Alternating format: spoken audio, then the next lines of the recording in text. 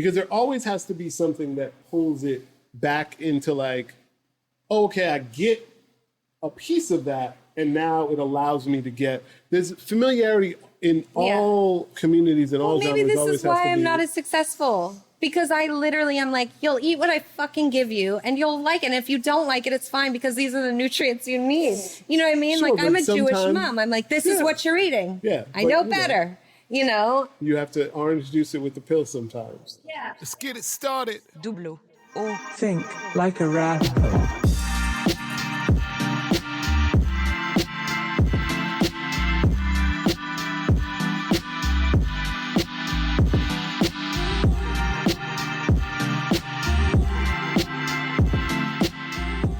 Microphone check 1 2. What is this?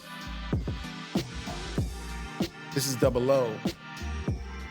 We are back with episode 102 of Think Like a Rapper, the podcast. This week we have the lovely Esthero on.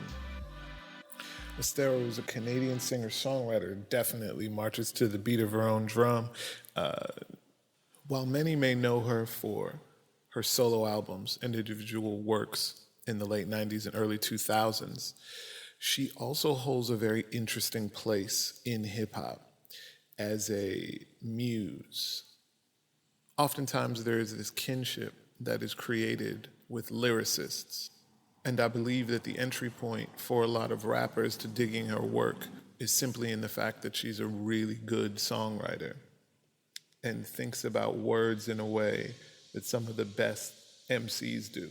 And so because of that, she's been able to collaborate with a host of amazing and skilled wordsmiths, and now inhabits this very interesting place in hip-hop because of it. You may have heard her with Goody Mob, Mos Def, John Forte, the Black Eyed Peas, Kanye West. She is the voice of Jane if you went to the Glow in the Dark tour. And if you are just coming to the podcast from the DJ booth interview, actually, that I had with Esthero a few weeks back, this interview actually predates that. You will hear a mention of something that was coming up that had not come to the light yet. And that was actually what would end up happening that we cover in the DJ booth interview, with her putting an ad for her website within her song and uploading that to Spotify. So the best sequence to listen to this, if you haven't checked out the DJ booth interview, would be to listen to this first and then dive into that, because we get a little post-mortem on what happened after that.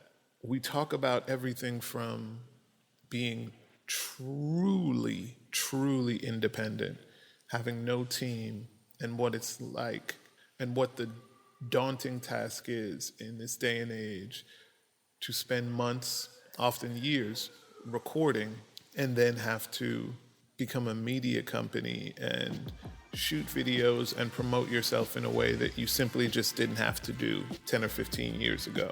We also talk about the power of word of mouth, and we talk about the relationship between Annie and one of my favorite Kanye albums, 808s and Heartbreaks. Esthero, Think Like a Rapper, episode 102. Let's go. It's been a little while. I made it back, and I'm here with my awesome friend, Esthero. What's going on? Hi. How are you doing? Hi, thanks for inviting me. Hi. You are the first person to be shoeless on the podcast, but that's amazing. Really? Yes, it's all right. I'm sorry. Pedicures are done. You're good. Yeah, the toes are great. Always.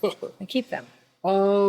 I've been meaning to get you here for a while, but you fronted on me for a long time. And then you have the nerve to go on another podcast before mine. What? Yeah, What I did do that, didn't I? Yes. I just realized. I'd be at the house like, yo, we got to do the podcast. Yeah. Trying to do it around the release of the single. Didn't happen. Trying to do it not too long after. It didn't happen.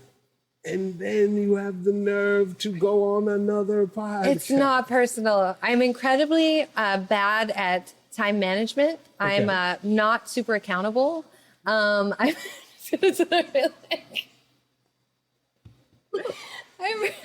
sorry. I forget everything. Okay. Yeah, sure. Literally forget You even everything. reminded me once. You were just like, yo, we got to do the podcast. Yeah. But that was that. That is not an actual, like, let's do it next week. Yeah, sort of yeah, thing. yeah. It's fine. It's fine. Yeah, no.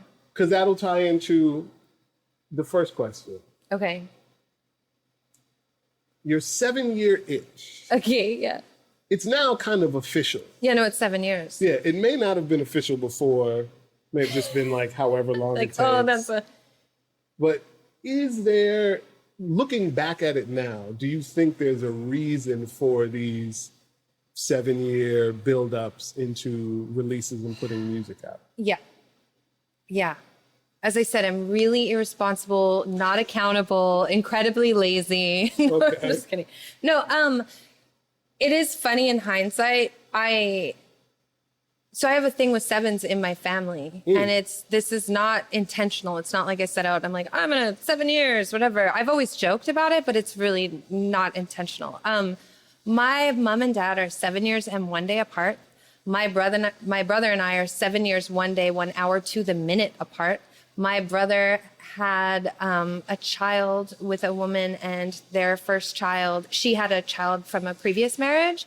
Their child was born on the same day, 5th of November, 7 years after her first child, when her first child was 7 years old.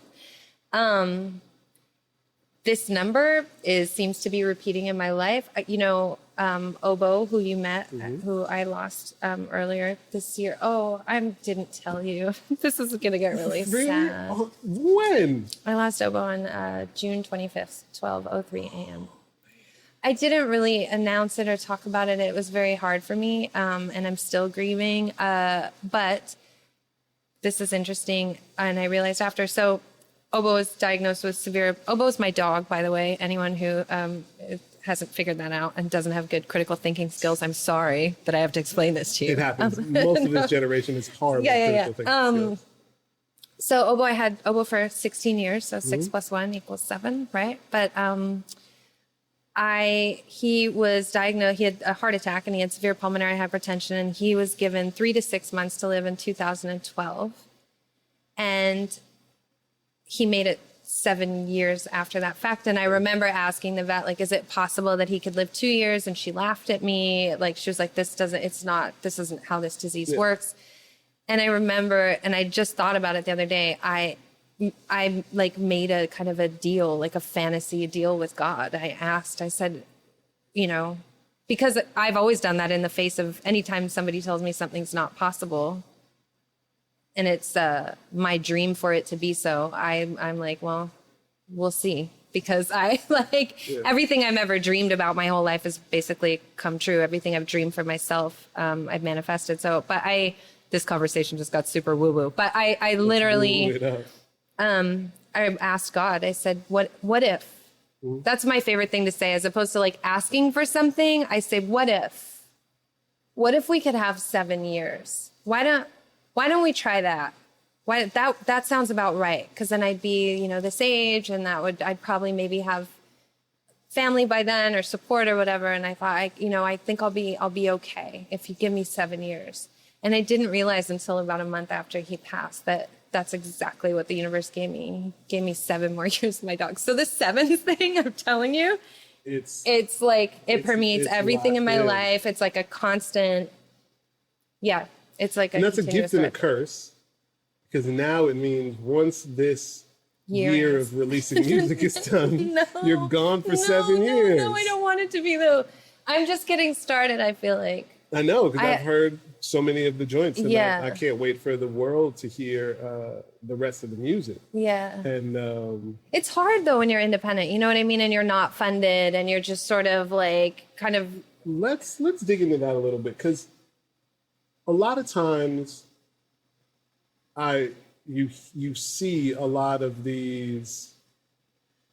clips online of people telling people not to take deals, people saying that, independence is the way to go. I was one of those people. All of those people. Yeah.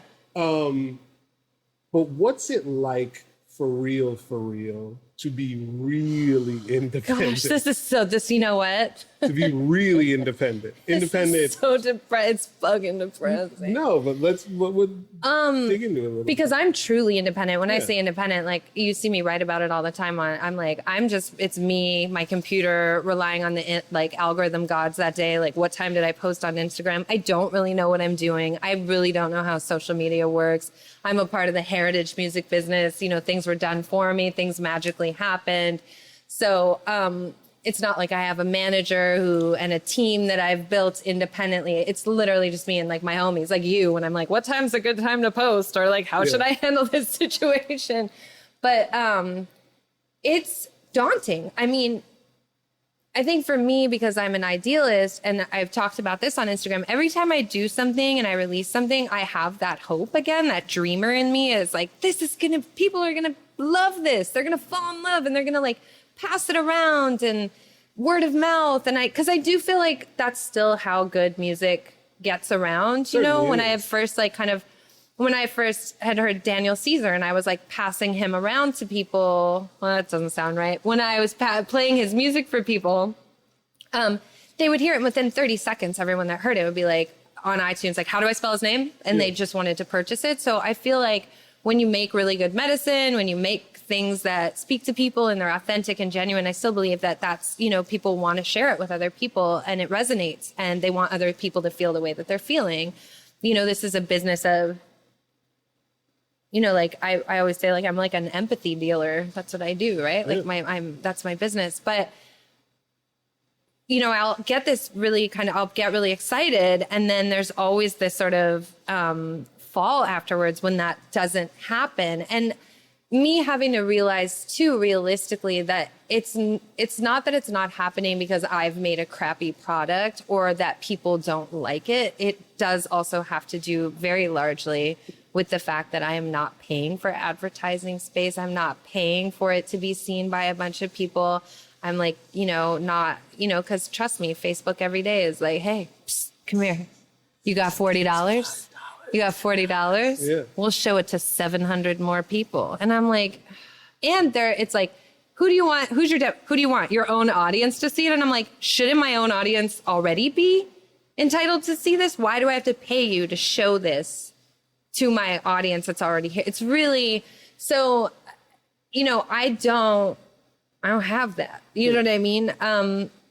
So it can be very depressing. It can feel like, especially when you, and this is going to come off as egotistical, I don't really give a fuck. When you know you're gifted, I'm gifted and I know it. And I don't mean that in the sense of like, I mean like I was given something and it is meant to be shared. And if you've ever sat in a room with me and heard me sing to you, if you've ever been at a live show, if you've ever met me in person or whatever, like that gift, it doesn't come from a place of ego. It's really like, it's healing. It's this thing that I have that I want to heal. You know, it's comforting, and it should be something that it doesn't really necessarily belong to me. So I feel an obligation, like I'm supposed to be kind of sharing this with people, because I mostly would rather just, you know, watch like Game of Thrones and like I would like literally just rather watch TV all day and do nothing a lot of the time.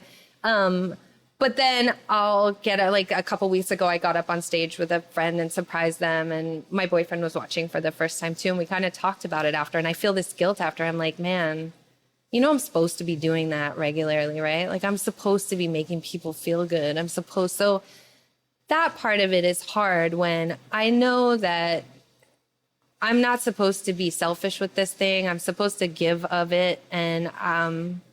And it's just, I don't want to sound like I'm like a complainer. It's just when you're on your own and there's no outlet for that, you know, it's tough. And I really would like a team, but the music business has changed so much too, you know, trying to find like a manager who's also all the other things that they need. Oh yeah, all the other things. And I feel like now too, it's like you're only as good as your sort of like, what are you doing now? And you know, how many, like it's sort of like a manager was probably only interested if you have X amount of like SoundCloud followers or Instagram presence or whatever. And it's like, well, that's what I need you for.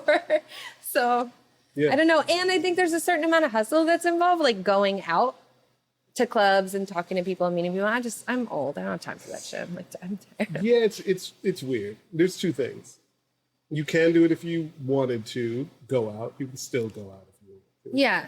But I'm lacking a lot of work ethic. I feel like I should just say that up front. I do think there is a weird, and I don't know if a breaking point is going to happen, but I do think there is a general frustration from my end, from every other artist that I talk to, where it's just like the content wheel has become so just this huge crazy snowball of like this stuff that I have to buy into to do just so you even are paying attention to the one thing that I put out. It's so overwhelming. That it also just doesn't even feel like it's even worth it. And I wonder the way in which music is distributed, the way in which it's connected now, has that changed your relationship with your music at all?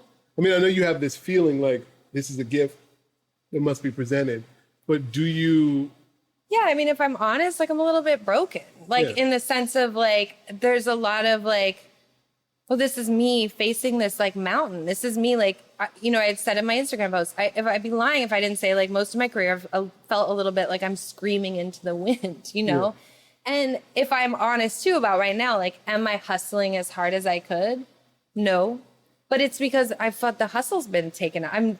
I'm worn out. Like it's so daunting, this, the business side of this. It's so, you have to do so much. And even how I talked about that too, like it's not enough anymore to just make something beautiful and sell it. Now you have to beg people like, please purchase this from me. Or at least please pay attention to me. Please find me worthy.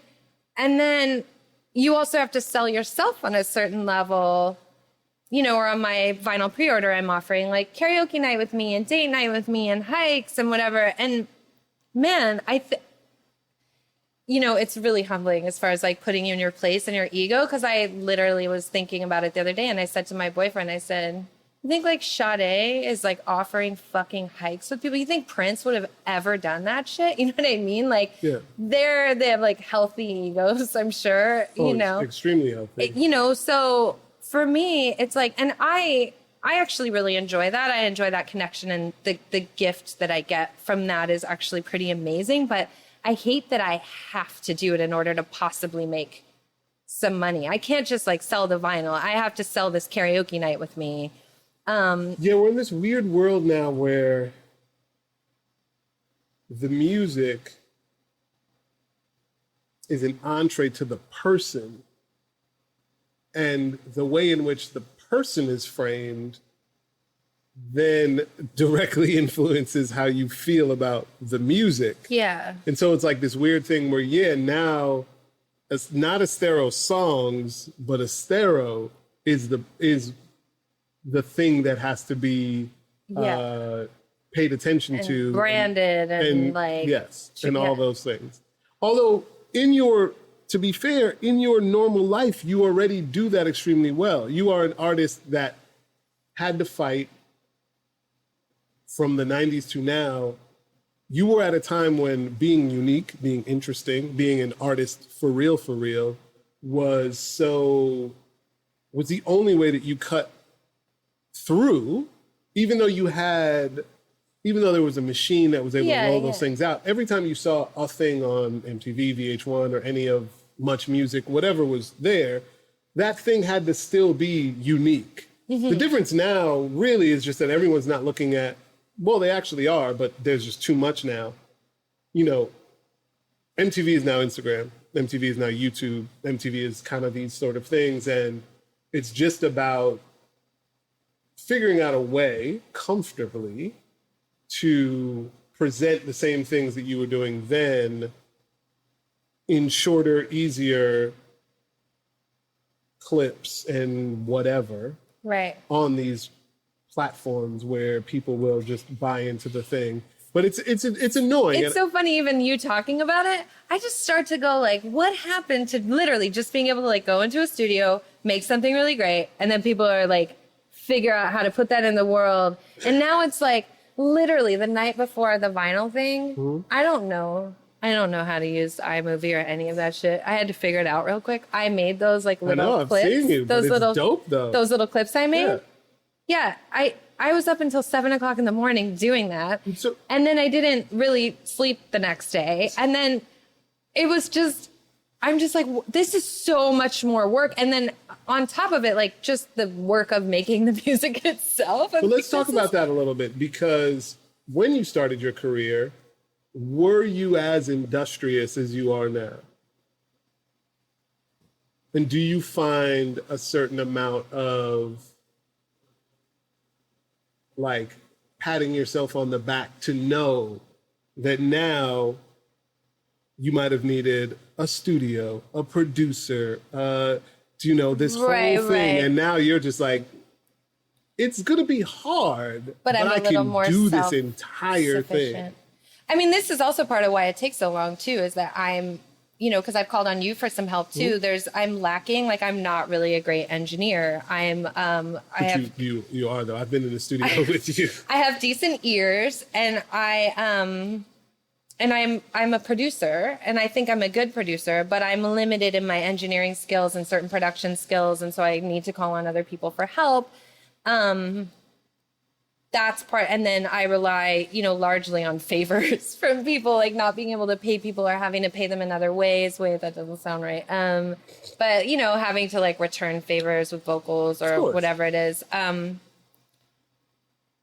I guess I feel like what's funny is I think that I might be able to do more things now than I could then. But if I'm really honest, I think my work ethic is not as good as it was when I was young, probably because when I was young, I still had faith and hope that everything was going to work out okay. So it's like, you know what I mean? But I still was excited about the potential and the possibilities of my life. I had more energy because I was fucking 20. Yeah. You know what I mean? And now, we're like 40. We have like acid reflux. I don't have acid reflux. I have acid reflux. We're like mildly arthritic. I don't know. Only a little bit. Only a little bit. You know what's funny is I saw The Cure on Saturday, and The Cure is one of my amazing. favorite bands of all time. And one of the things about The Cure to me that I think is really great too is that they have not seemed to be like bothered by age at all. Like nothing has changed. They sound better now on stage than I was looking at videos from like the mid 80s of their live performances. And like Robert Smith's voice is fucking phenomenal. But not only that, like their swing is still cool. Sometimes people get older and their swing is a little stiff and like it sounds like old people playing rock music. They don't sound like that at all. Thousands of shows. Yeah, they don't sound like that at all. They sound amazing. And then I was thinking about the fact, like I was Wikipediaing, because I was trying to figure out how old Robert was, and he's like 61. And I was making my bed today, and I was giggling to myself about the fact that I'm literally 20 years younger than him. Mm-hmm. But if I played guitar, my shit would suffer right now. I'd be probably not in that pocket because I'm like, I feel arthritic everywhere. I feel like a whole body arthritis is happening. What is this conversation about? Cortisol levels and lowering them is currently Oh my God. what it's about. This is literally turning into the geriatric podcast. No, it's like, fine. I mean, I'm like, there's no hope for any of us. No, We're all getting... there is. I just turned 40 and I feel like it feels like a little bit of a mountaintop. Soul is tired, man. No, understood. Like, it's just... Understood. But, like, again, I feel like, because when I've known you now for a number of years. Yes. And you are a better producer now than you were 5 years ago, 6 years ago. Like, But I don't have the tools that I had then, I miss that. Like I listen to something like Melancholy Melody. Mm-hmm. I go back against that now. And I'm like, I fucking produced that. But even then, And that's all everything live. was expensive. Well, 7 years ago was Well, the Melancholy project. Melody is actually from Wicked Little Girl. So Okay. that's like, but I had, what? Well, more than So 15, Yeah. 16 years ago. Yeah. And yeah, and I listen to that stuff and I'm like, man, or even Breath, I'm like, I definitely can look back on my catalog and be really proud and more in awe of what I can do with tools. It's a good reminder for me to when I get down on myself to be like, nah, you're capable of a lot if you have the right tools. Do you think it's because you are a perfectionist though that is the way you look at it? In other words, like, I don't know if perfectionist is the right word, but like quality is incredibly important to me. And part of it is because I could just never sell something to other people that I thought was not of the very best I could do, or like that I thought was crappy. But it also does have to do with myself. You know, I do take a long time, but I had this really great experience once in the studio where I had the privilege of watching Dr. Dre work. And he was working on like a mix of something. And I got to see myself reflected in him where he did something that I do. And granted, he also takes a very long time in between records. possibly longer than you, actually. But he's literally one of the greatest producers the world has ever known, and I'm aware of that, and I'm just me. But it was nice to see that we had this thing in common. And like one of the things that he did as I watched him was he'd be sitting there and they're mixing and his head is bobbing and his body's moving a certain way. And he's listening and then there'd be this one thing that maybe stops him from moving like that. And he goes, bring that back, you know, and then he has to work on that thing. And that's exactly how I do it when I'm mixing. I'm like, as I'm listening through and I'm like, okay, if there's something that stops my physical body, if that's like stops the flow. Wait, what were we talking about? Talking about you being an awesome producer. Oh, thank you. Where do you think, well, I'm sure it comes in years, but oftentimes I've dealt with, and I've been in the studio and hear it anecdotally, women in the studio not being able to command the room for a variety of, obviously, you know, misogynistic music industry reasons.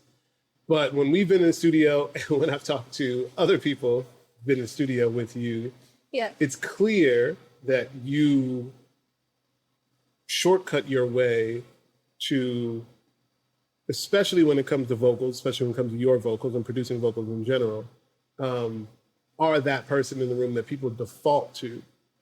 Was that always what you did, or did you feel like at a certain point you had to be the person to say, like, oh no, I have to take control of the situation because I don't like what I'm hearing on this? I think it was more that because I've always had, because to me, production and vocal, it's really just about taste, right? Like it's a sensibility. And so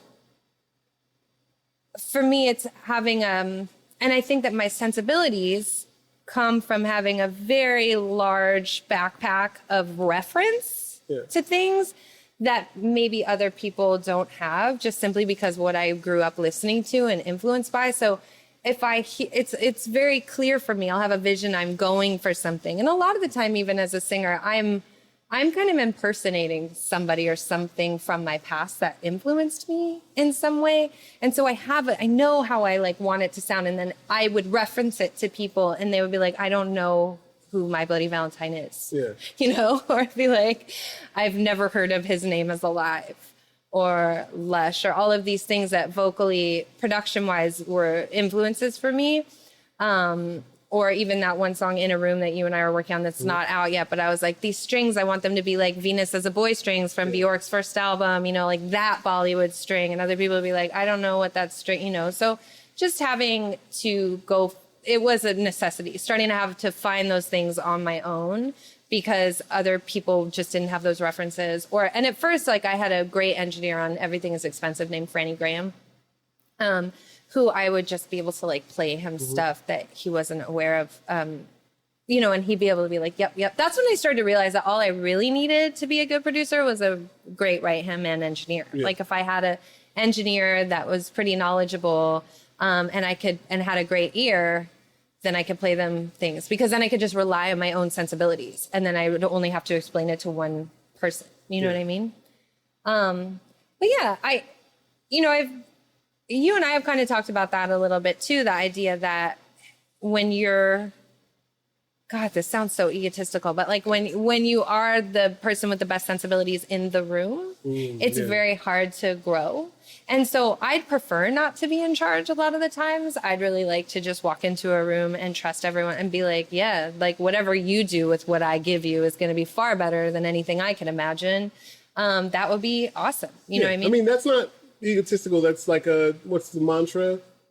That, like, if you're the smartest person in the room, you're doing it wrong or something like that. Like, like you should always be in a place where you can learn from what's going on. And I'm definitely much happier in those situations. Like, so I've had to learn out of necessity, but it would be nice not to rely solely on myself. You know what I mean? Of course. And so, and I've been in situations,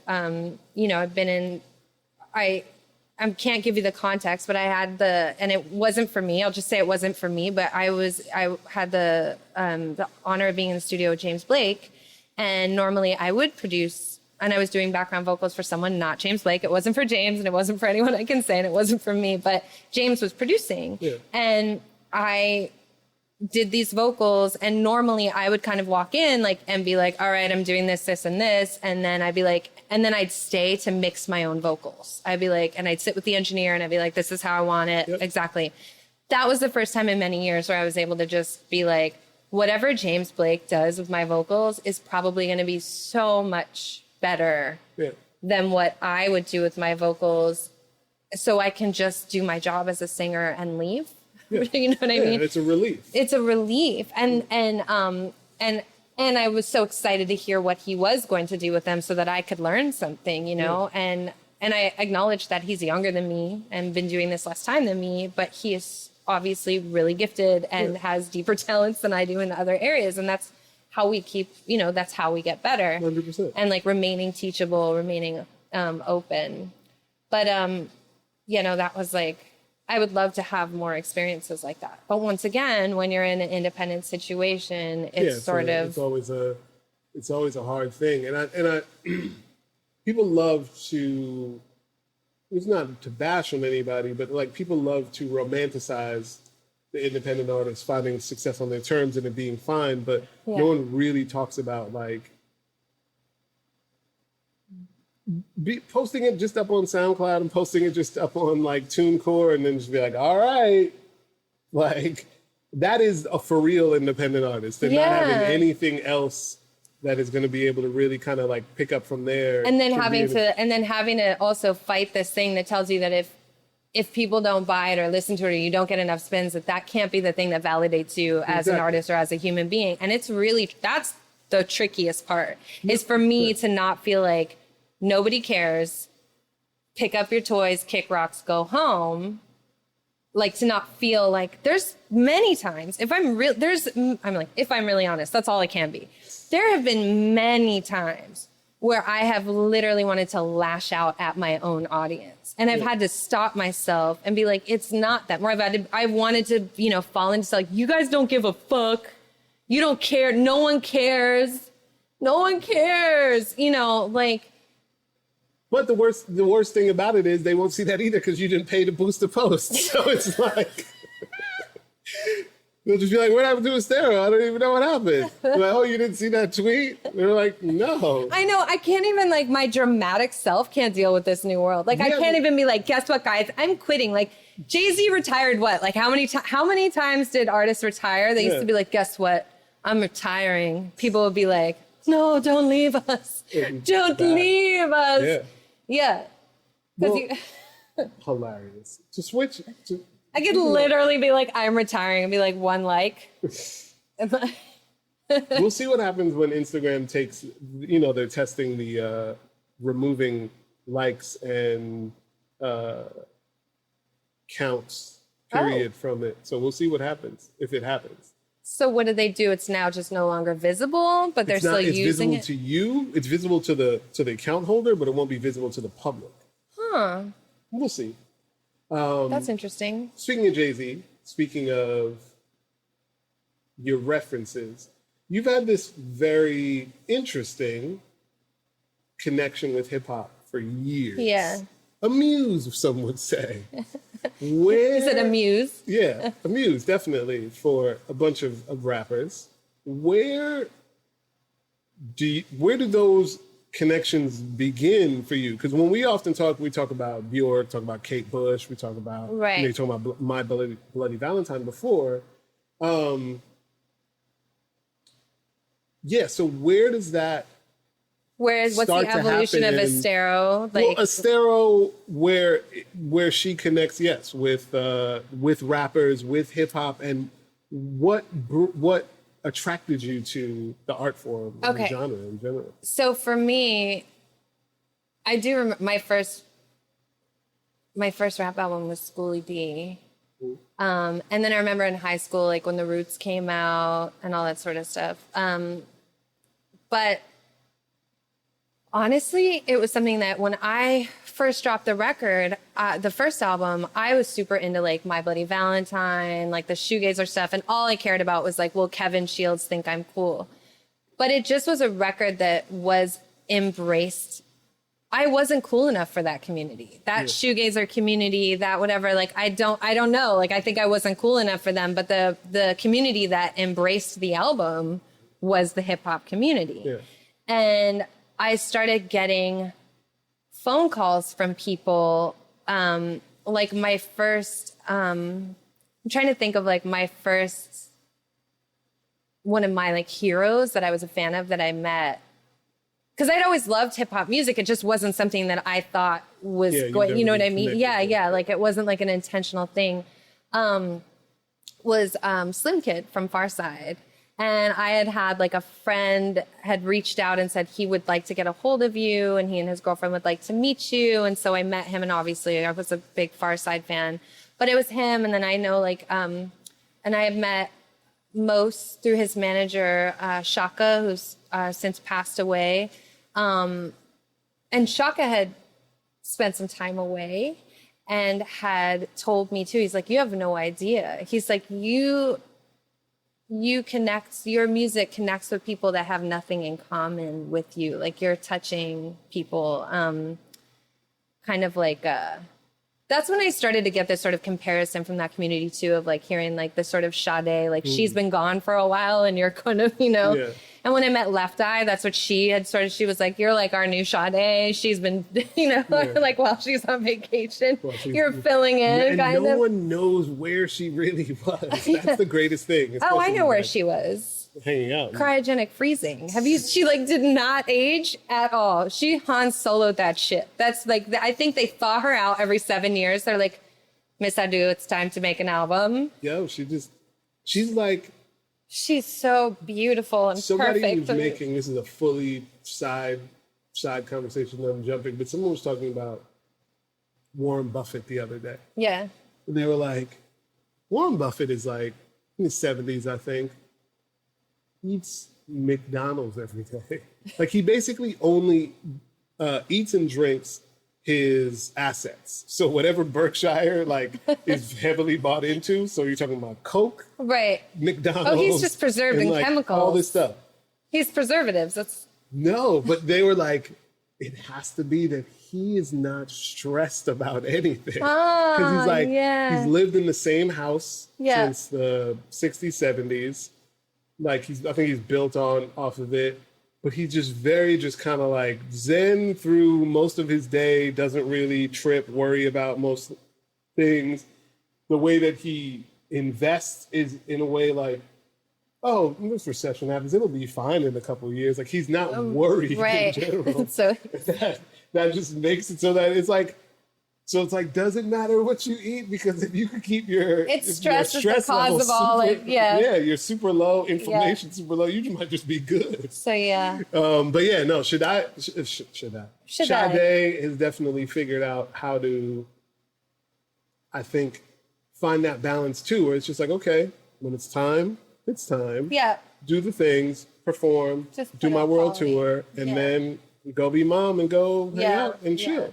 not do much of anything. But so I wanted to. So Shaka, by the way, he had told me my artist Mose would really love your music, and I was like, "Who's Mose?" And he's like, "He's in a group called Black Star. They're playing at the House of Blues tomorrow. Do you want to go there? They just played or something." And I was like, "Who?" Like you know what I mean? I was still new as a kid. Sorry. No, you're good. But so Mose and chill. and then Q-Tip had reached out to me, and I just sort of like, people were letting me know, like, we're fans of what you do. And then I would also get a lot of sort of like Zion I and like Backpack Love. And then in my city, you know, Toronto's a super big, you know, hip hop city, still keeping, especially like b-boy culture is still very, or was at least when I was growing up, very alive and well. And every element of that, like breakdancing was really still important. DJing was really important. People going to clubs, and like graffiti is a huge in Toronto, all that sort of stuff. So there was a lot of like, and there's a lot of backpack rep happening there. And I also feel that those relationships became massively influential to me as an artist, because hanging out with backpack rappers who had very specific rules about things, like, you know, maybe I'll use the word adore instead of love. Like I can think of something more interesting to say, rhyming schemes, not using the same word more than once within a verse or within a song, you know, like all those sorts of little things were massively influential to me as a writer. But I think also because naturally my vocal styling is very, very jazzy and can be very like, I do whole notes, but I do a lot of like little syncopated kind of like jazzy things. And I feel like that community as well, like the more underground hip hop community, is still very heavily influenced by jazz as well. So I think it was something that there was this kinship of like, we're kind of all influenced by the same thing, or like, you know, there was a reason that we all liked each other so much. So it could also just be that like you're a good songwriter and words are what moves them ultimately. Right. Lyrics. Yeah. Like, and like being, and but like, that's oh, what I'm, she flipped. Oh, right. she did that. It's funny because I go back and I listen to my stuff sometimes. I'm like, you're so witty. You know what I mean? But like, I pat myself on the back. I'll like think, you know, like, but I grew, like I said, I grew up around backpack rappers who would say things like, you know, there's too many mental pimentos in all of the olive. And I'd be like, oh, that's fucking genius. You know, like I love shit like that, you know? So I really enjoy wordplay very much. Yeah. And like, and I enjoy that, the kind of aha moment, or the twisting, the turning of something, you know, the ability to be, you know, all I had was and spare change because he was my fortune, or just like little moments like that where I'm like, you know. Yeah, no, it definitely aligns obviously exactly with rappers, and especially those kind of rappers. Yeah. And lyrics are so important. And it's I don't know about you, like, do you ever write lyrics, or did you help? Yeah. A little bit. For me, melody comes to me so quickly. It's the easiest thing. It's the first thing that comes. And like kind of, it's one of the reasons I take so long is because lyrics take longer. And I also am a big fan of phonetics. So whatever phonetically is starting to come out of my mouth melodically, they're kind of intertwined. And so sometimes I have to just fit the words. Yeah. Like it just takes a long time to figure out that jumble, you know. In terms of inspirational places or points, are there anywhere that like, is there anywhere that always kind of works for you, like the shower, hiking, silence? Is there anything that is always kind of like the money place where like, oh, this is where I find it, or does it just randomly happen? Yeah, I feel like it's random. Definitely right before I get into the shower is when I've had a lot of songs come to me almost full and intact, which is really weird. So not even in the shower, before the shower. Right. I'm like, the shower's on. I've taken off my clothes. I'm there. All of a sudden, the universe is like, whoa. Yeah. And I'm like, really, right now? I was about to get in the shower, and I have to get out my voice memo thing. And I hum it out and I sing it out. You know, it's always really inconvenient. That's amazing. Though. Sometimes hiking.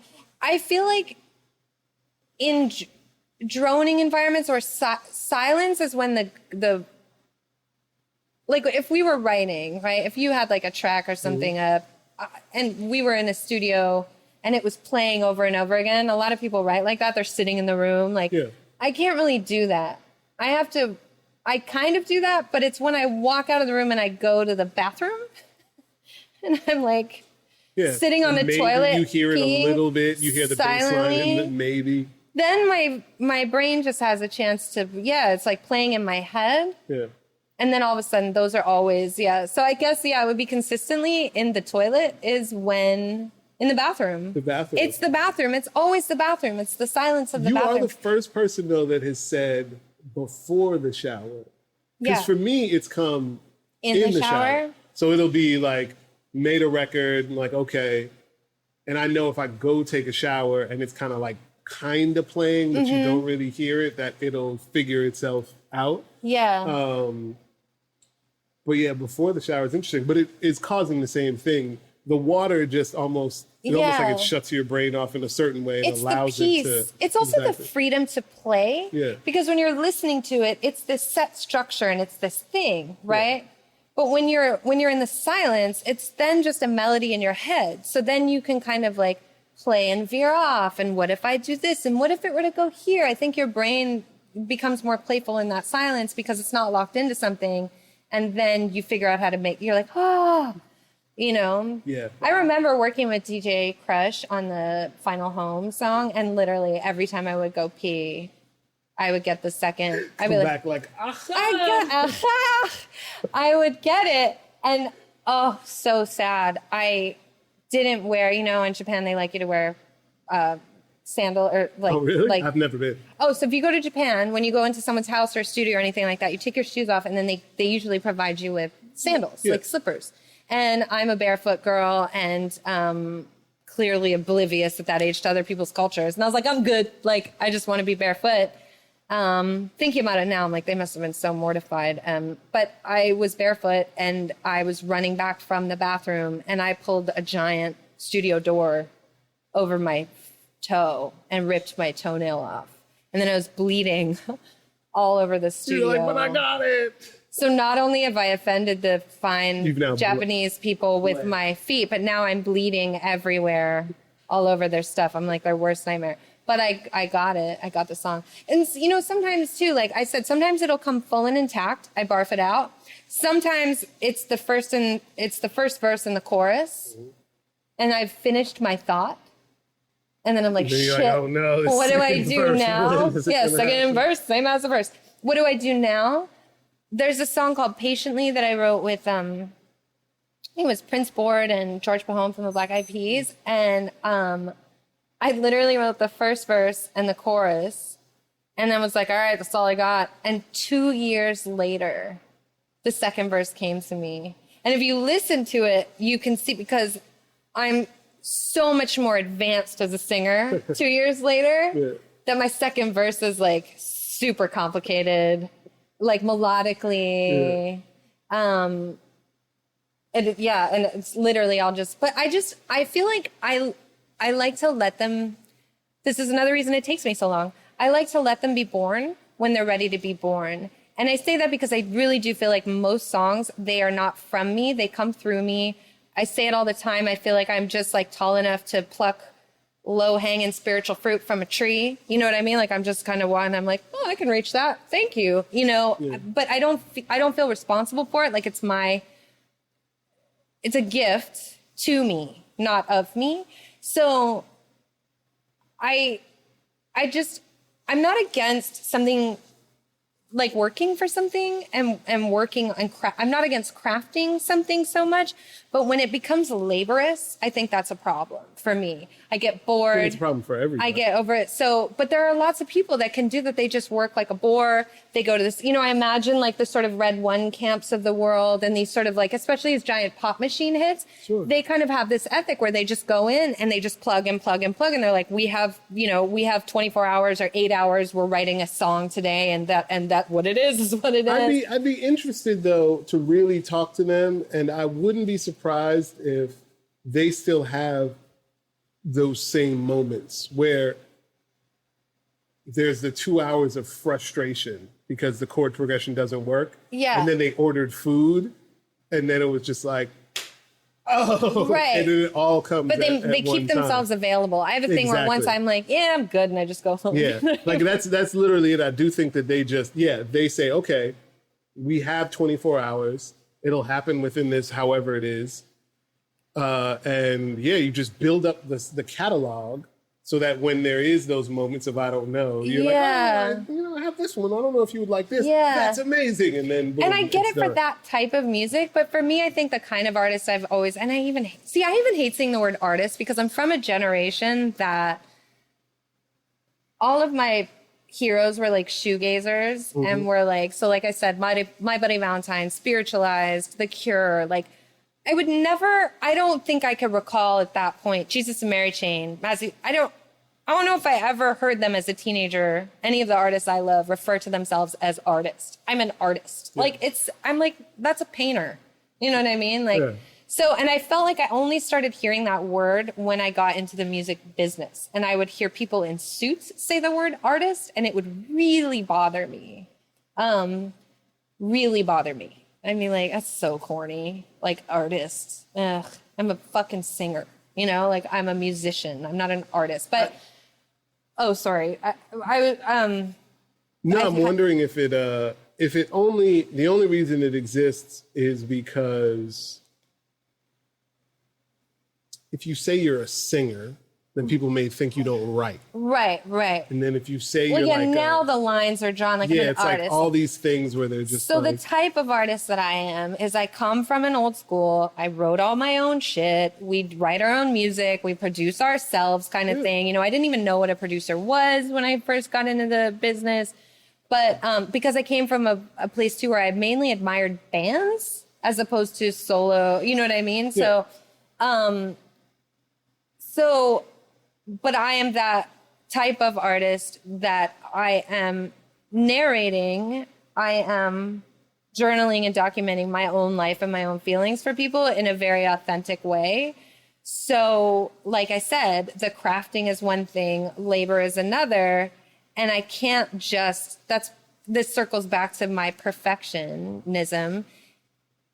It's a certain level of quality, sonic quality, but it's also about empathetic quality. Like I'm giving you, it has to be really authentic what I'm giving you. You know, it has to be really, truly this piece of me. And so I want it to be the best possible version, or the most, not best, the most truest to that thing of which I am trying to express. So that shit can take a long time. Yeah. And I don't know if you and I have had this conversation too. But one of the things that I've discovered too about myself and why I need help, and because I appreciate you saying I'm a good producer and all those sorts of things, but here's where I feel like my weaknesses are. One of my superpowers is also my weakness. So the fact that I have phenomenal vision and imagination. So I can hear something in the beginning phases of it's just a little tiny tangible melody in my head, or something that someone plays me. You could play me something in its earliest bone stages, and I go, I know exactly what you're going to do with that. I can totally hear all the references that you're going to put into there. I know exactly where this is going. So that's, most people in suits don't have that, so it's not good to play them early demos and stuff. They're like, word of advice. Never. If it's not 100%, never play it. To be honest, don't play it for anyone. Other than maybe another creative. Yeah, but even artist sometimes I think other creators don't play things that aren't 100%. Or at 100% to you. Obviously, there are things where a person could be inspired to take it somewhere. Yeah. But I think they're not inspired to take it anywhere if it's not really complete to you. Yeah. And so I have this thing where like I have a vision and I know from the beginning of something, I'm like, oh, because honestly, my production brain kicks in before my singer brain does. So, and I have a really hard time singing on something unless the production sounds where I need it to sound. Ultimately, it has to sound pretty close to finish. So the problem with that, though, of having vision is that sometimes once I'm creating it and I listen back to something, my brain's filling in the holes that aren't actually filled. So I'm hearing the potential in my own song and it's not quite reached it yet. And so I need a lot of space sometimes between something, because I'll be playing something that I'm rocking to and I'm like, yeah, this is exactly what I'm going for. And then I don't listen to it for a month. or a couple months, and I listen back and I'm like, yo, that is not even close sonically. That's a fucking mess. You know what I mean? So I need that space, because while I'm still creative and hyper in that creative zone, my imagination it's clouding what's actually being what's reality, you know, which is why I call on people like you, where I'm like, hey, can you this is what I'm going for. Is this what's really happening? But then is anything ever really done? Because at what point do you know? So as long as it matches what's happening in your mind, you feel like it's done. Or close enough, yeah. So have you never heard anything of your past albums where you're like, oh, there's this whole other place it could go? I think as I grow, but also it has to be close enough. I'm talking too more on the lines of like sonics too, where it's like a bass is not loud enough and you think it is because you're rocking out to it in your mind, but then you're like, this shit is too low, you know? It's like the mixing process is a big part. But I also do understand there's a certain time you have to let shit go. And here's another thing. I think I actually really want to address this for young producers and musicians today. I think it's really important. I think that this is still really, really important. I think having a really good mastering person is key. And I think that now we have what I want to say is don't fall for this idea that you can have a mastering plugin and it's going to be the same as hiring Mike Bosey to master your shit. No, you know what I mean? And you know who Mike is. So Mike was the successor to Brian Big Bass Gardner and was his assistant and is now, you know, and he does Kendrick Lamar. He masters my stuff. He does Anderson. He does Dre. He does everybody. Yeah. I've mastered and then sent it to the mastering person to master. Yeah. And so that's same. Like if I use a plugin, but it's still going. So I had this song on Everything is Expensive called Eggshells. And I couldn't. Everything else on Everything is Expensive came really, really easily, pretty much, like production-wise and mixing everything. It was the easiest record I ever made as far as like and it took a long time. The record itself probably was only 3 months of total recording, but it was 7 years between, just because it was timeshare, the studio, when I could get in. It was only on weekends kind of thing. Yeah. But that was actually the quickest record with the most ease, and it was born the easiest. But that particular song was giving me so much trouble. And it's the one song that I actually didn't write. It was a cover of this young woman, brilliant songwriter named Angelique.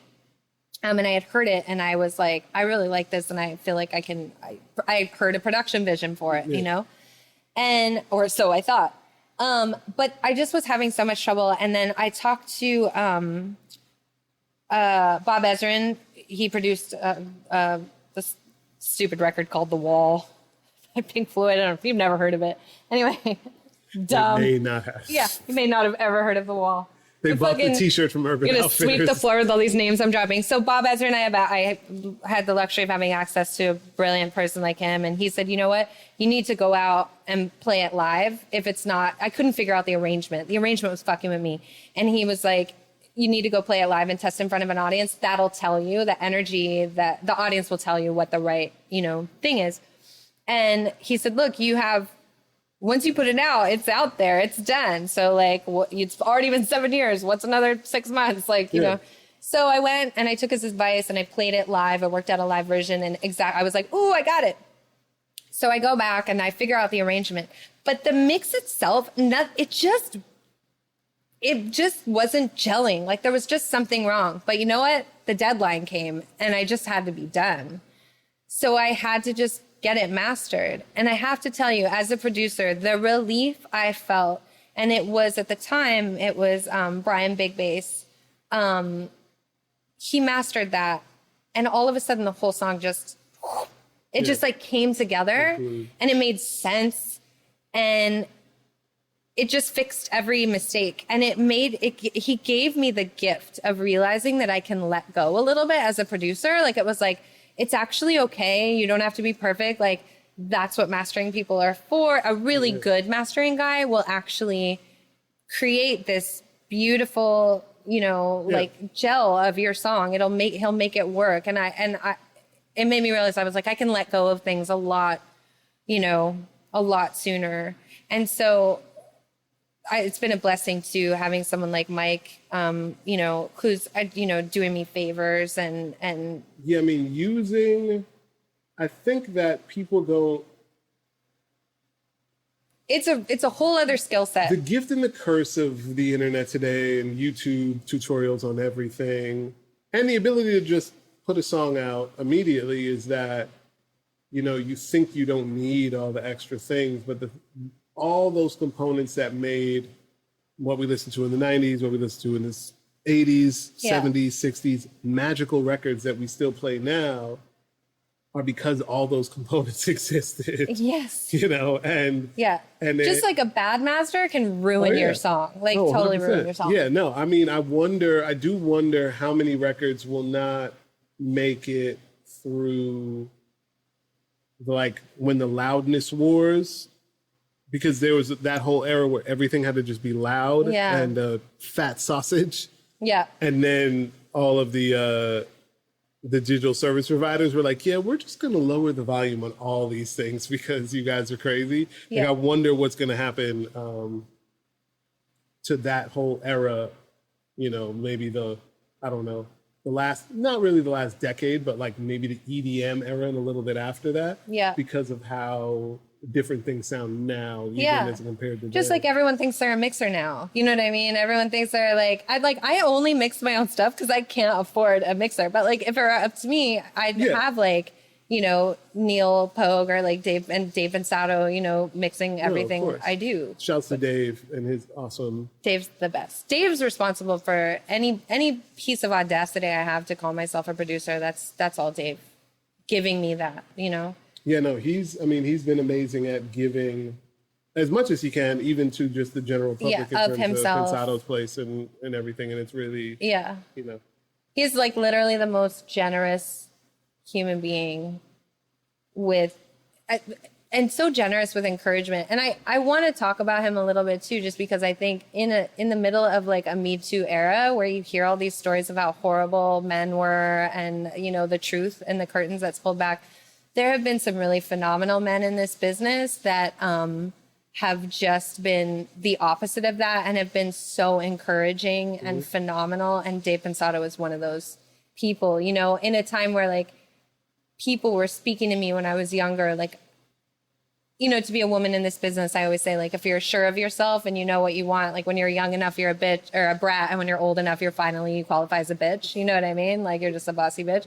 And when I was a young, like, brat in the eyes of these sort of, people running labels and stuff like that, it was Dave who was like encouraging me, like, no, you do know what you're talking about. No, you have great sensibilities. No, you have every right to be here. You have every right to take credit for what you're doing. You have, men like him are really few and far between. Glenn Ballard's another person like that too. That's just awesome. was Shouts out to them because I definitely think it's necessary in this era. Oftentimes, every guy gets kind of like cast as a terrible person.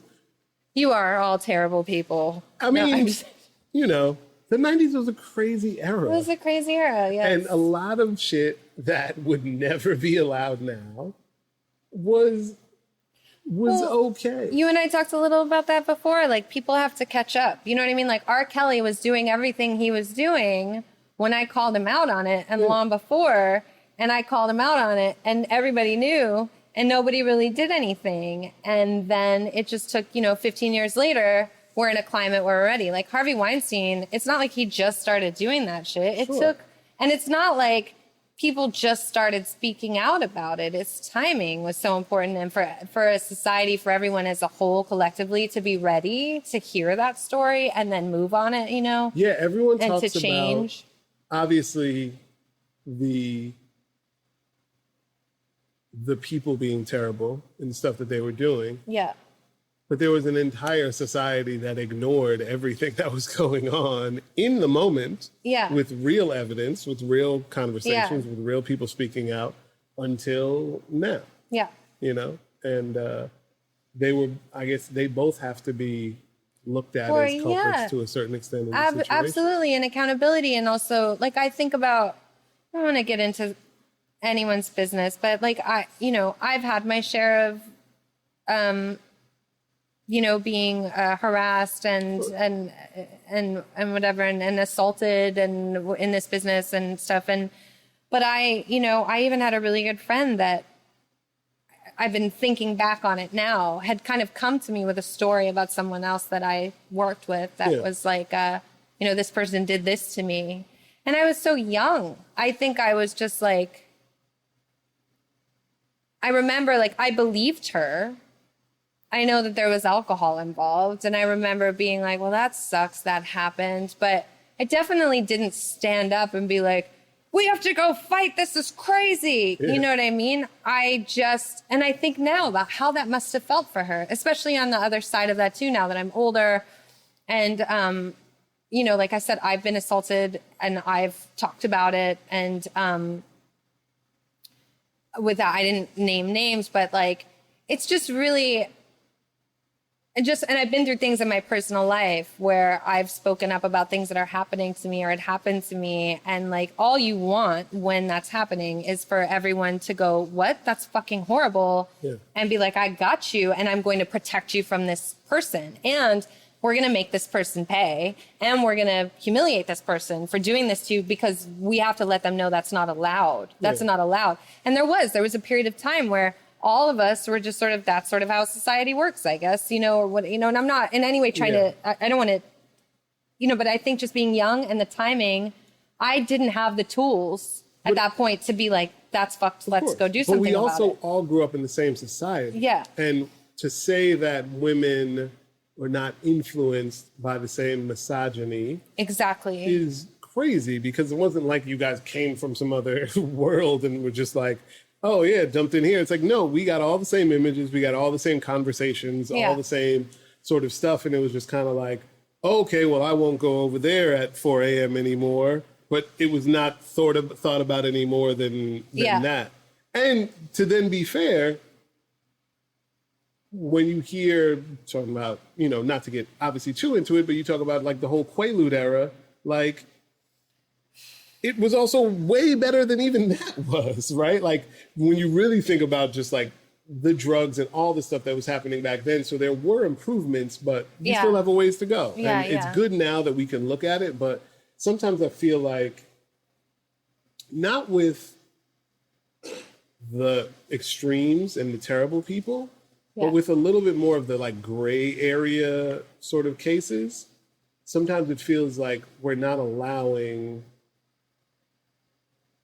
people to like the punishment doesn't necessarily fit the crime and like if you were in 1996 and you like it's interesting it hasn't happened, but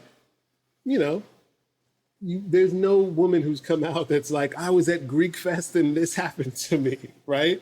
When you know that Greek Fest, I don't know if you know about I don't know Greek Fest, so I'm like, that was a horrible Greek Fest, Freaknik, like these were all these places in America that were just kind of like essentially like just fully sanctioned pressing up sexual assault stuff. It was just kind of like, oh, we're all going here. We're all going to drink a bunch. We're partying on this, beach for the weekend, or we're partying in Atlanta. Like this is very likely to happen. And girls are going to go out and they're wearing, it's funny now because none of that stuff now would be thought of as risque, but in the 90s, it's like, oh yeah, I'm going to wear super short shorts and I'm wearing a bikini top. And then there's going to be like 10 dudes that are going to crowd around me. And oh yeah, I might start twerking a little bit, but the dude that slaps it's like, it's very weird, crazy sort of thing that was going on. But it was just kind of like, it was like a Luke video. It was just like, this is what we're being fed to a certain extent, media wise, and it's what's okay. And this is just kind of like what's done. But to shift a little bit, so obviously you go from the underground rappers, and you start hanging around with some underground rappers that would become the biggest rap group in the world for a time, Black Eyed Peas. Oh, yeah. And then you're extremely influential in what I think is probably the most influential album of, maybe, I guess it's the last decade, I would say right now, which was 808s and Heartbreaks. Not to delve into, I don't need to go deep into it, but like in those sessions, and what I feel like was happening in that space was that it was pushing past where hip hop had been before, especially in the songwriting. People will have whatever they have to say about the execution of it, Right. you know, in terms of the actual singing. But at least in those sessions, was there a point, and from you kind of being someone who has all this information about outside of the hip hop world, Right. was there this kind of like push to like, we need to just break things. Like we need to break new ground in terms of the I don't space. remember him talking like that, like this needs to be whatever. I think there was definitely an awareness as he was making it that this hadn't really been done before. Mm-hmm. I remember him telling me after the Glow in the Dark tour when he played the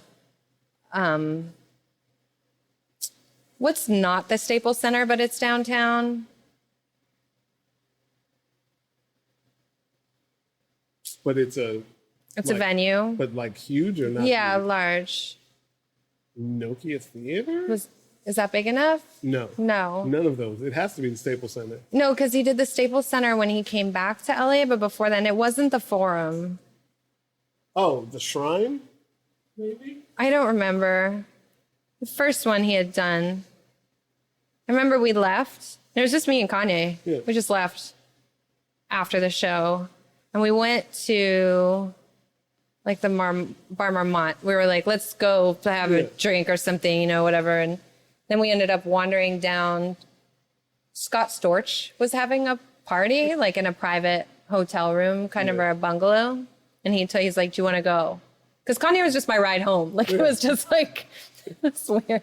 It's so funny because I didn't know the night was going to end like that. I just went to support. And then he was like, and then I was like, are you driving? What are you doing now? Everyone else that I was like, can you give me a ride home? You know, so, but I remember walking. I just remember having this, I remember walking towards the door of the bungalow and Kanye telling me, I'm going to make a record. I'm going to sing. I'm going to sing my next record. And I said, please let me produce your vocals. Like, I was like, I'm a really good vocal producer. Because I got nervous. Like, I was like, I was like, that's nice.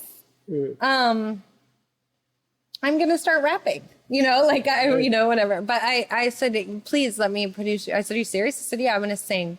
And I remember the auto-tune being a thing, too.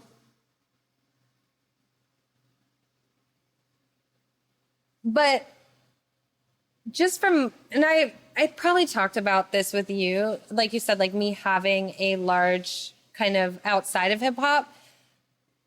That album, it's a good album, but I also, and this is just my opinion, I also feel like he could have.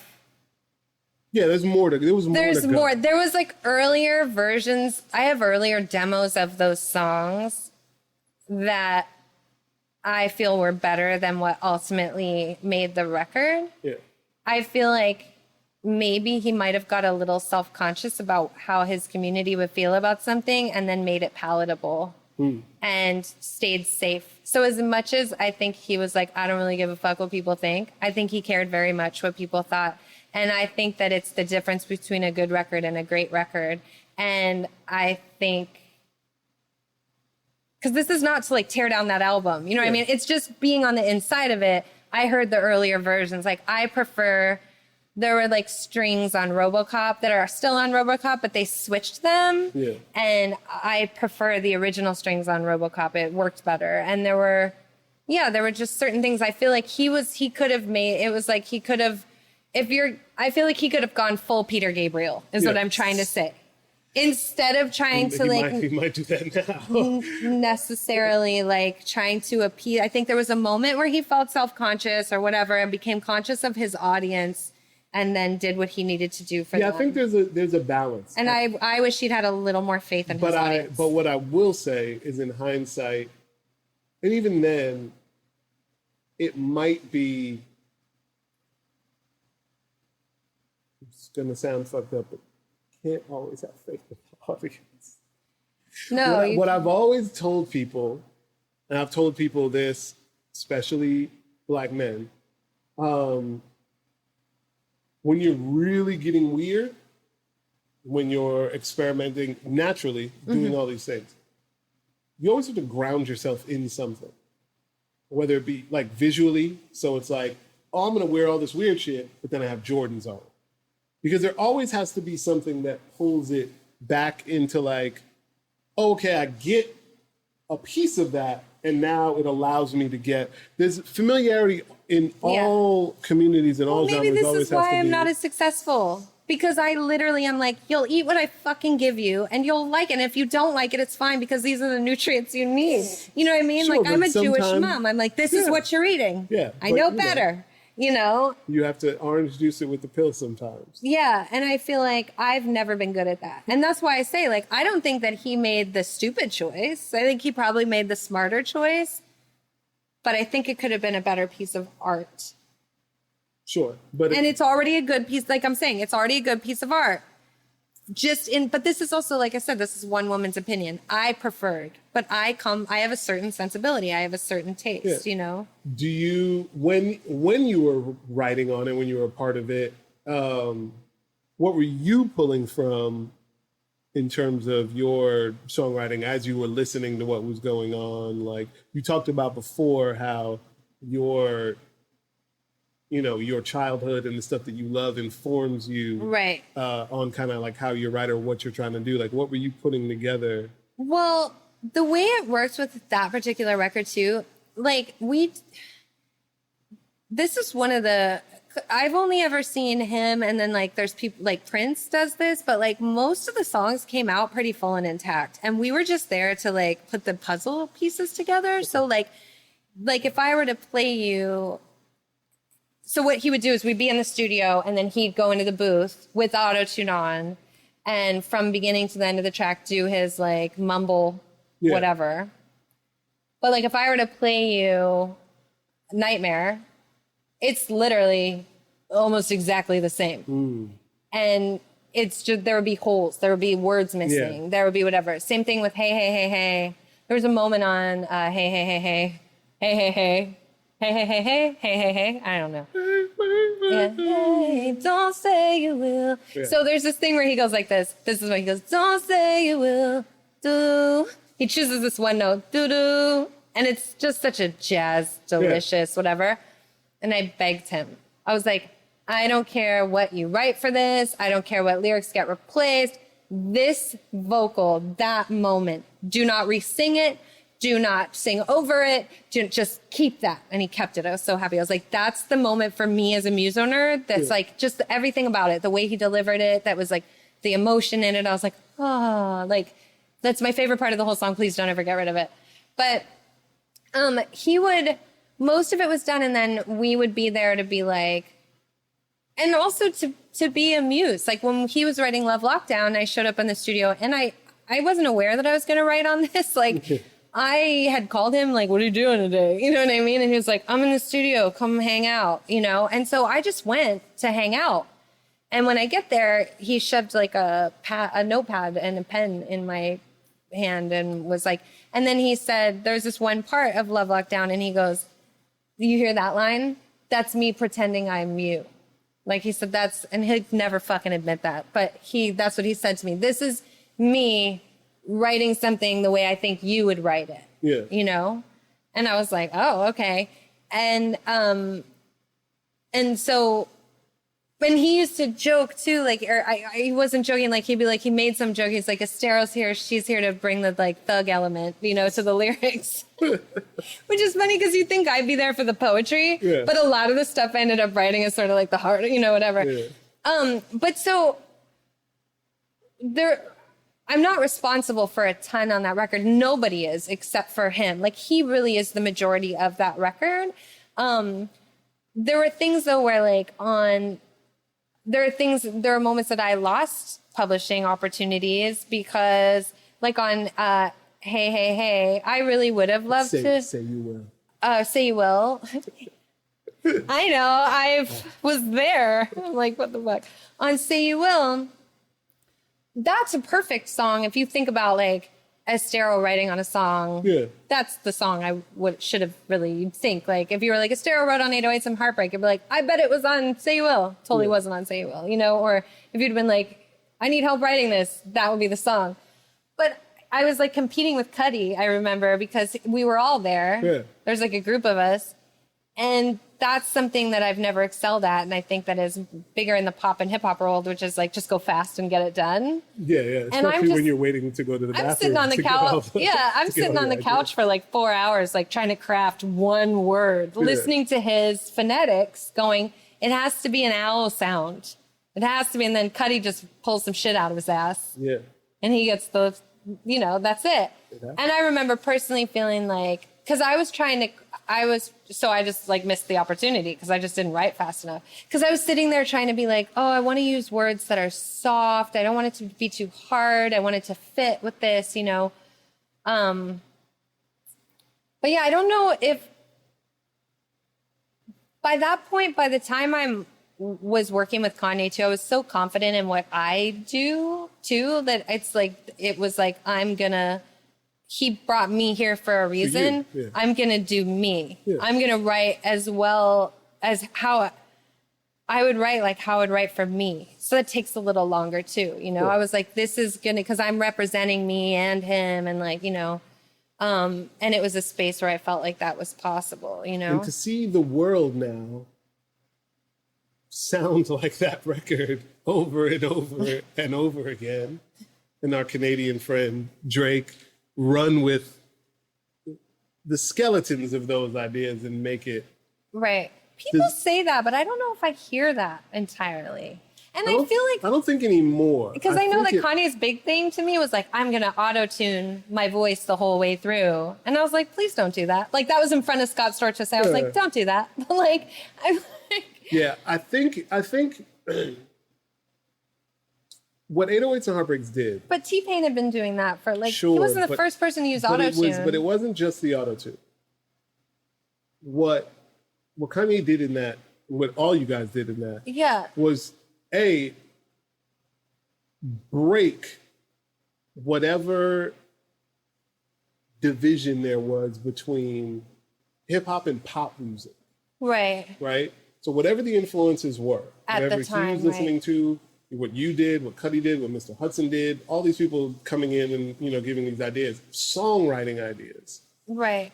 It breaks what the normal, because before that, if you needed a pop record, if you needed a hip hop record that went to radio, you're like, okay, let's get Esthero on the hook to write, to do Saturdays, and then we're going to rap in the middle. Right. And that's how a record goes to radio. Kanye was like, I'm singing. And not only that, I think what was special about that record really is it's literally what it's like. He was heartbroken. He just gone through this, he was heartbroken and he was writing about that. And he was. And I think that what that does is that then, obviously the emotional side of it is important, but what that does is that gives, it now disassociates hip hop with having to be from any hood anywhere. Right.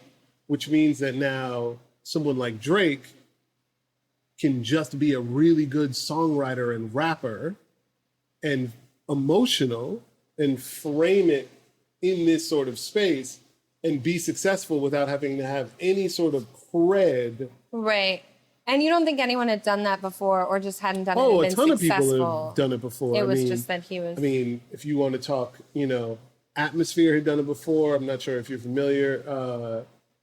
There were a lot of underground rappers that were on Warped Tour doing their thing, smashing that. Tech Nine, you listen to their records are very emotional and very... Right.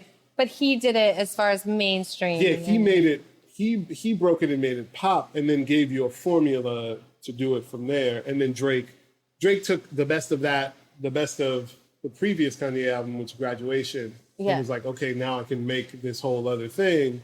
And then, whatever. But I think that it's very interesting because to me, I look at that as such a pivotal point in the evolution of where music comes now. Yeah. Where like there can really be no, it's going to be hard to have another like Meth and Mary, You're All I Need to Get By record, because the rapper can sing, the rapper will rap, and he'll just make the thing that it needs to be, you know?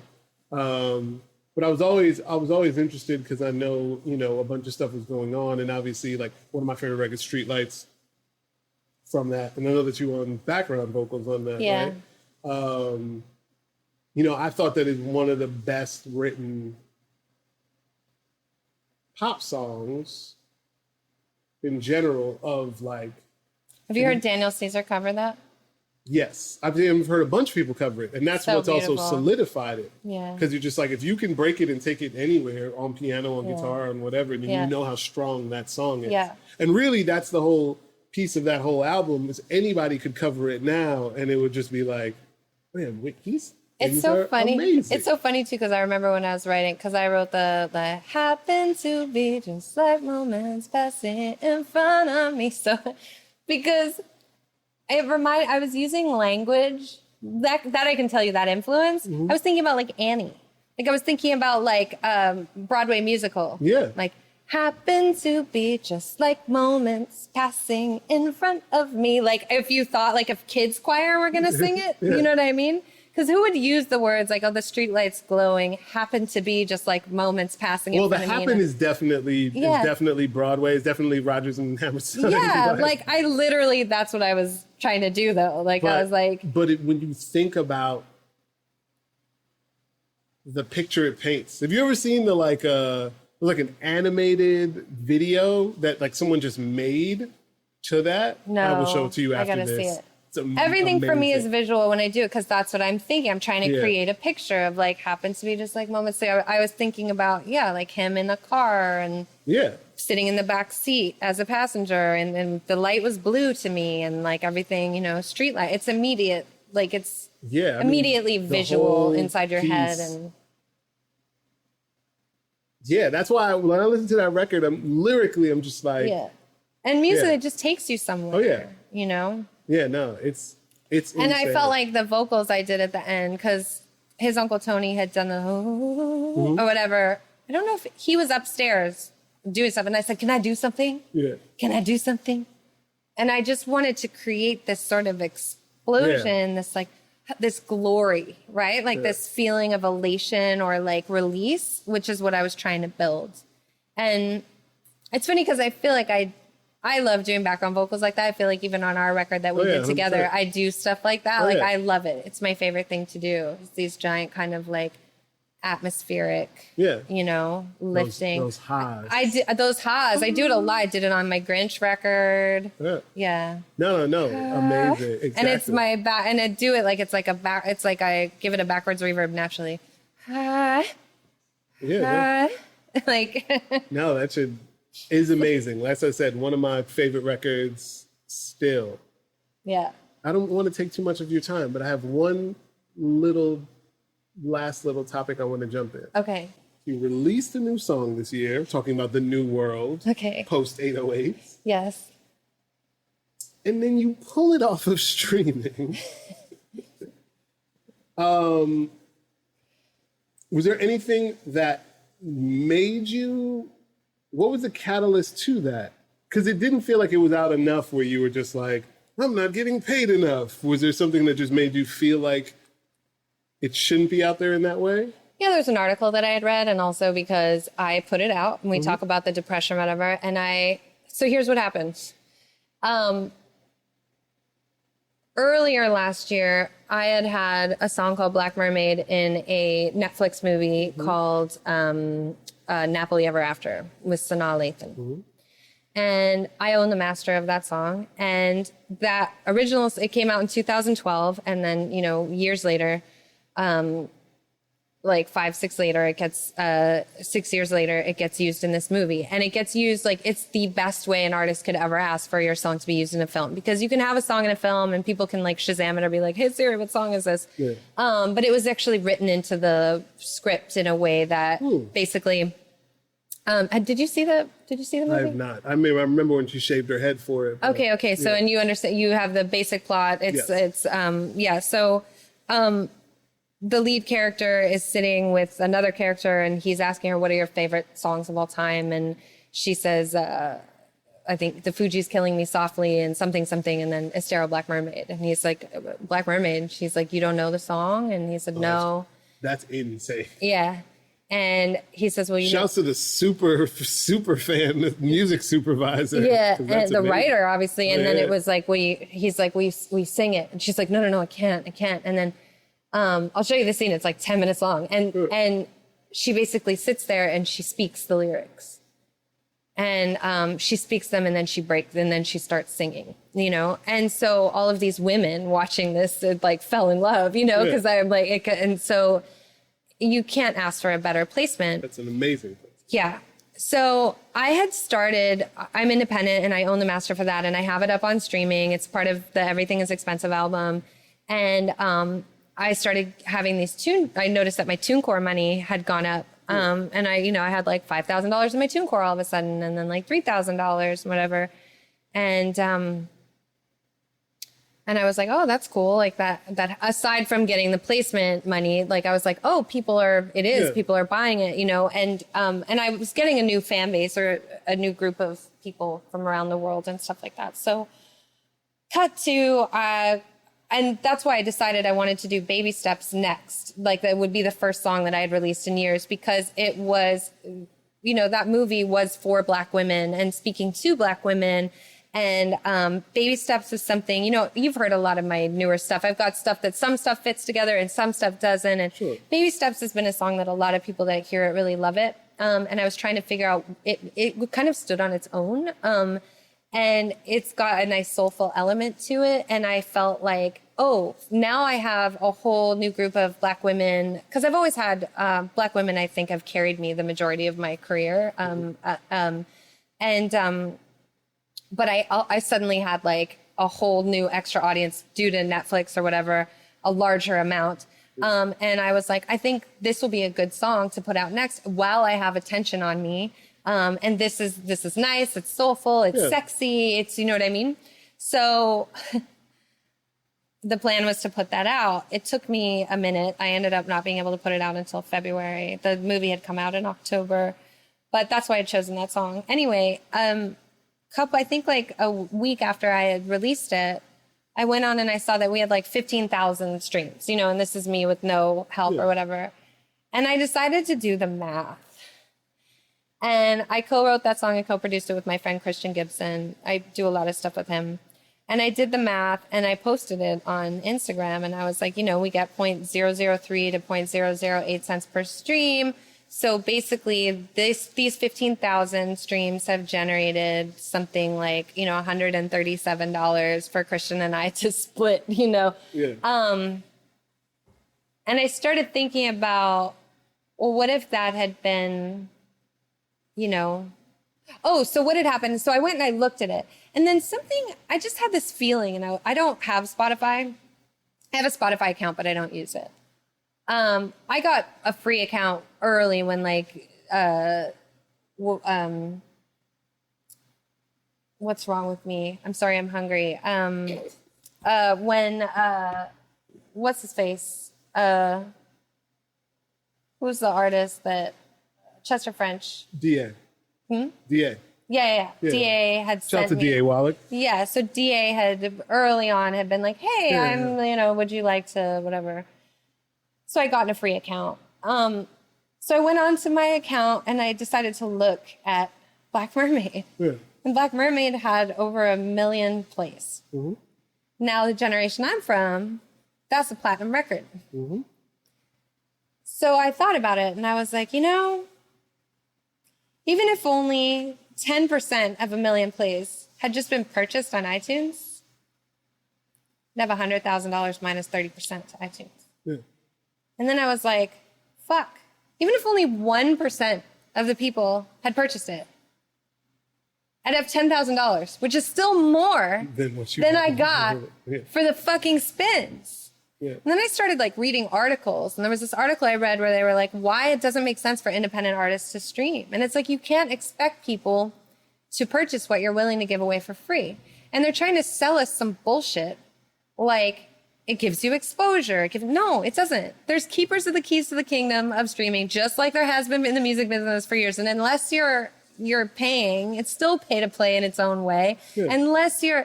It's so unlikely. And I think that unless you're a touring artist that's trying to maybe get a larger fan base or have people, whatever, it doesn't really make sense. And everything I read in this article was like, that makes sense to me. Why am I doing this? Because especially if I started to get angry. I was like, if I'd have known this information before that movie had dropped, and I had made it so that all these people were falling in love with this song, and they started Googling it, and there was only one place they could go, and it wasn't to stream if they wanted, because they're hearing the song in the movie, so they're getting the trailer, they're getting the preview. Yeah. Now, if they had been forced to be like, you got to pay $1 if you want this song. Sorry, my alarm's going on. Jeopardy's on in 10 minutes, okay? Okay. I was just like, if I'd have been smart enough, if I'd have known this like 6 months ago, I would have taken it off streaming. I would have taken it off streaming then, because then this new audience would have been like, I want that song. I want to hear that song again. And there would have been only one place they could go. Would have gone to iTunes. You could only purchase it. And once I started thinking about that, and that is what made me do the math on baby steps. Yeah. And I was like, what am I doing? What am I doing? Why am I pretending like I'm a part of this machine and that it's going to benefit me? This is what I have to do now. I have to get 1 million spins to make $8,000. I don't. Oh, it's less than that. Actually. Less than that. You know what I mean? Or I don't. And I was like, this is bullshit. But I could just have 1,000 fans pay what they want. Yeah. And so what I did was I took it off, and I was just transparent. I was like, look, I can't make a fucking living, and I don't need to be super famous, and I don't need to be super rich, but I need to fucking eat. Yeah. And people showed up, and I have my web guy build me a site with a store, and I decided not to take I took it off streaming, but I decided not to take it off of iTunes because it was already up there. But I decided to make it available on my own site. And I just told people, if you buy it from me, it's a higher quality MP3 than you would get on iTunes, because they only allow a certain quality. Mine's directly from my mastering guy. It's like really nice quality. And I gave people the option that they could pay $1, but if they wanted to pay more, they could. Yeah. And people were willing to pay more. So I made it like, what were my options? I said, I think it's worth more, add $1. So it's $2 total. Baller on a budget, add $2. So it's $3 total. Add $4, I got 5 on it. Add $11, I'm a patron of the arts, or $10, I'm a patron of the arts, so it becomes 11. And I'd like to adopt this child, add $20, so it's 21 total. And I tell you, almost everybody purchased it for $21. It's amazing. And that made me feel like really loved and supported. And it made me feel like, okay, and it made me feel like, oh, I can release music more regularly. Yeah. I can actually put it out, and I don't need to worry about my timing and if it's the right time. And if I'm on these blogs or whatever, if I just use the audience that I have and I can find a way to let them know, and they're willing to like support me, I'm still like, I'm not making money. And this pre-order is literally just pretty much going to pay for the pre-order for the vinyl. Yeah, it's going to pay for the manufacturing and people don't realize how much vinyl costs on the upfront. Yeah. To make the acetate. It's just going to basically pay for that. And that's why it was really important for me to be like, please buy the karaoke night with me so that I can actually, eat something later. Yeah. So it's all going to go what I've made so far is really just going to go back into like shipping, the time it's going to take to sign everything, and to like take people on the adventures that they purchased, I just sort of had read articles, and the more research I did, and then, I think that there might be ways around this. Yeah. I'm interested to see what happens when you do what you do comes to light. But, I think that I don't think there's one right way.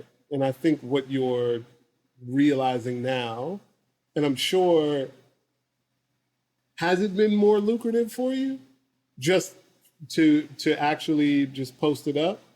So far, I feel like, yes, like if I had a little more reach now I feel like it'd be nice to be able to afford like a publicist or something like that. I feel like it's a good motto. Like it's a good start. Yeah. But I feel like the bigger thing was the missed opportunity of Black Mermaid, and I can't ever get that back, you know? So, but now moving forward, knowing that, I feel a little better thinking that if something I did create gets used in a movie in the future, you have this ability to act on it. I have the ability to act on it now. And I'm trying to, do things to make it more lucrative for people. Like I really appreciate the resurgence of vinyl now because there's physical product we can sell again. I think that artists lost a lot when we lost the physical product. Yeah. And so now that vinyl is cool again, you're not making a lot, but you can make something. You can have a physical product that you can sell. And find a way to like engage with people, which is really nice. So my plan was that if this were to go well, that from now on, instead of thinking about releasing in terms of an album, because that's something that I don't know when that's going to be ready. I do appreciate in the new world, I can repackage things later. So I have a bunch of stuff that's ready now that might not make a sense as an album, but one song at a time can make sense, or one or two. So I like the idea, like what I did with Give Me Some Time. That was another song that was lying around that didn't really make sense with necessarily much else.